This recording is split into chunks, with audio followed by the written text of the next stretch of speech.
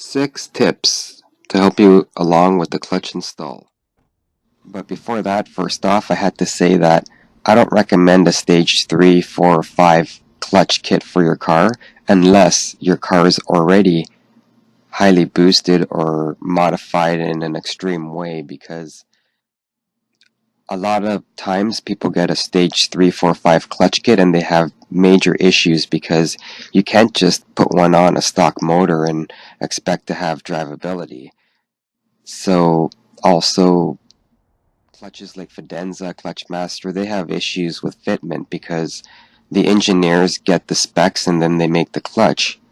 So it's very hard to design the clutch the exact way that the OEM manufacturer had it. And I just don't think that a lot of these aftermarket companies spend enough time designing stuff for the Hyundai Tiburon. Just because the market is small and there's only a select amount of Tiburons on the road, and it wouldn't be profitable. So this is the kit that I got. It saved me a lot of money. It works good, and if you want something better, then I do believe that they offer a stage 2 kit, so you can get the stage 2 from Valio and you won't have any issues with fitment. There's a lot of stuff out there. It's a tough choice to choose a kit, but once you do, here are 6 tips that'll help you along with the install. Number 6, starting with the more obvious stuff, sensors and wiring. Don't remove anything that you don't have to. Mass airflow sensor on the intake. There's a reverse light sensor, and towards the firewall to the left there's the vehicle speed sensor harness. And of course the wiring and harness for your starter motor. There's nothing that needs to be removed on the motor itself, so don't bother.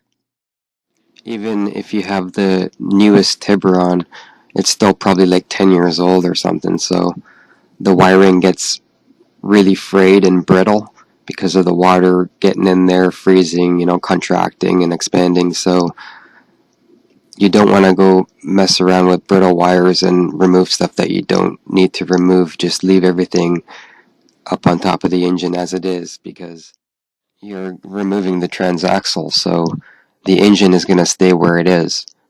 All you have to do is remove stuff that's connected to the transaxle so you can get that out.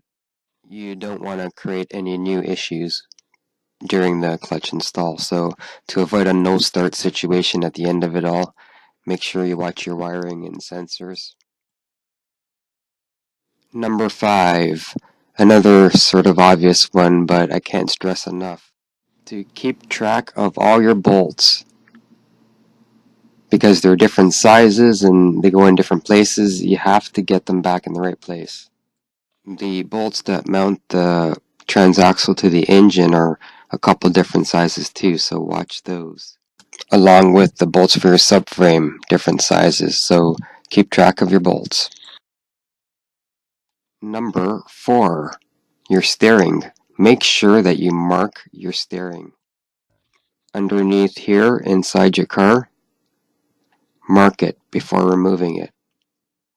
And down underneath your car, mark it as best you can. When you lower the subframe, lower it down a little, mark it, and then continue. Just use either a marker or a screwdriver or something and scratch the area so you can get it lined up when you go to put it all back in. Number 3. So it's really important that when you're installing your clutch, that when you get the pressure plate on, that you orientate the clip, the opening, towards the bottom. Downwards. The opening for the clip should be open towards the bottom as best you can. This opening here.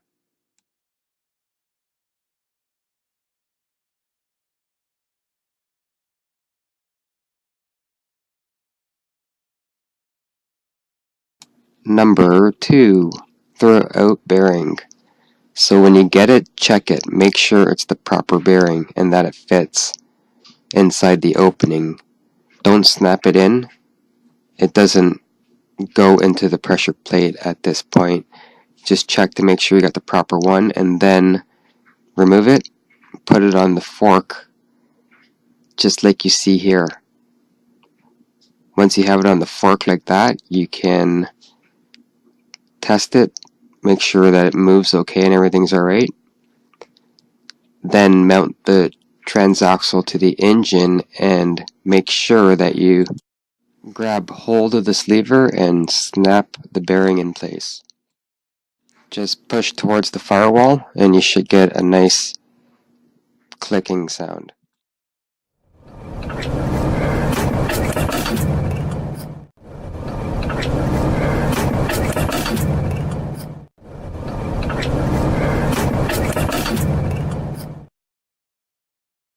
And the number one clutch install tip I got for you guys is to rotate your crankshaft pulley.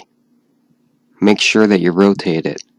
When you're installing the input shaft, when you complete the clutch install, make sure that you rotate your crankshaft pulley and that your differential spins and that there's no resistance.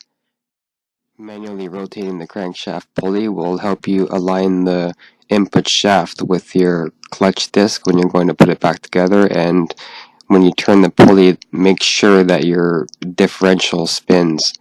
And like I said earlier, there shouldn't be much resistance. So there it is, my number one tip: rotate the crankshaft pulley. It can serve as a good reassurance that your pressure plate and flywheel, clutch disc, input shaft, that they're all aligned together, and if they weren't together, then your differential wouldn't spin when you went to rotate the crankshaft pulley. So put your car in gear, rotate the crankshaft, and make sure that the diff moves, and you should be good.